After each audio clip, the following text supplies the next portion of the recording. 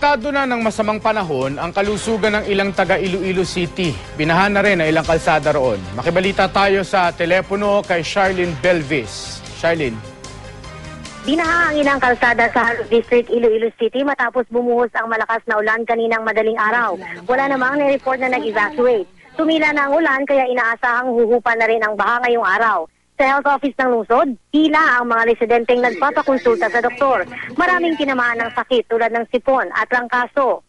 Sa Zaraga, Iloilo naman, lubog pa rin ang ilang barangay. Sa barangay Nagdangan Norte, halos 75% ng mga residente ang apektado at halos 200 bahay ang lubog sa baha.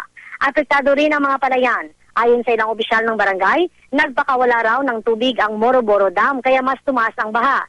Pero wala pa namang lumikas na residente. Yan muna ang latest mula dito sa Iloilo. Mark? Maraming salamat sa iyo, Charlene Belvis, nag-uulat mula sa Iloilo City.